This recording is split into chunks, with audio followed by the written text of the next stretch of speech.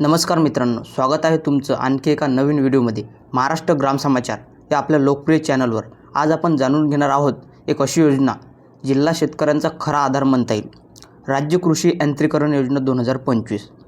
आजच्या आधुनिक काळात यांत्रिकीकरणाशिवाय शेती पुढे जाऊ शकत नाही। पण प्रश्न आहे, गरीब आणि अल्पभूधारक शेतकऱ्यांना ही महागडी उपकरणं घेता येतील का? म्हणून सरकारनं एक पाऊल पुढे टाकले आणि सुरू केली आहे ही योजना। योजनेचा उद्देश काय? शेतकऱ्यांना ट्रॅक्टरपासून ड्रोनपर्यंत विविध आधुनिक उपकरणं सबसिडीवर मिळावीत, शेती सोपी, जलद आणि फायदेशीर व्हावी आणि शेवटी शेतकऱ्यांचं उत्पन्न वाढावं, हेच या योजनेचं मुख्य उद्दिष्ट आहे।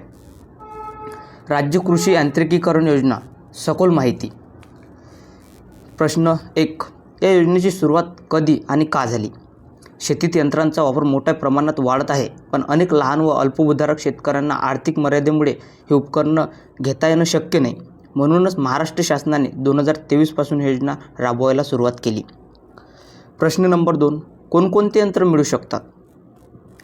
योजनेअंतर्गत खालील उपकरणांवर अनुदान दिलं जातं: tractor, rotavator, power tiller, multicrop thresher, बियाणे पेरणी यंत्र, सोलर पंप, कृषी ड्रोन, अत्याधुनिक कटर मशीन।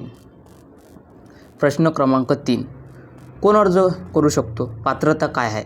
अर्जदार महाराष्ट्रातील रहिवासी शेतकरी असावा, शेतजमिनीच्या मालकीचा 7/12 उतारा आवश्यक आहे, शेतकरी महाडीबीटी पोर्टलवर नोंदणीकृत असावा, अर्जदाराचे आधार कार्ड, बँक पासबुक व जमीन कागदपत्रे पूर्ण असावी।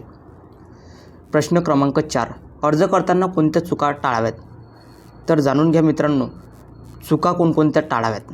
चुकीचे कोटेशन लावल्यास अर्ज रिजेक्ट होतो, कागदपत्र स्कॅन स्वच्छ असावी, यंत्र विक्रेत्याकडून अधिकृत कोटेशन घ्यावे, 100% प्रोफाईल अपडेट केल्याशिवाय फॉर्म सबमिट होत नाही। प्रश्न क्रमांक 5, अर्ज केल्यानंतर प्रक्रिया कशी होते? तर जाणून घ्या प्रक्रिया कशी करायची। अर्ज सबमिट केल्यानंतर तालुका कृषी अधिकारीकडून पडताळणी केली जाते, यंत्र विक्रेत्याच्या निवडीस परवानगी दिली जाते, उपकरण वितरित झाल्यानंतर तुम्हाला अनुदान थेट खात्यावर जमा केलं जातं। प्रश्न क्रमांक 6, योजनेचा उद्दिष्ट काय आहे?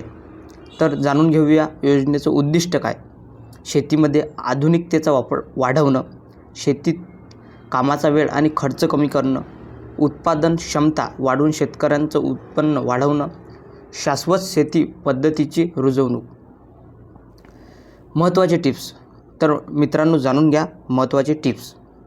या योजनेसाठी अर्ज करताना जिल्हा कृषी कार्यालयाशी संपर्क ठेवणं उपयुक्त ठरतं। सर्व अर्ज फक्त महाडीबीटी पोर्टलवरूनच मान्य केले जातात। कृषी प्रदर्शन, कृषी विभागाच्या मेळाव्यावरून ही माहिती मिळते।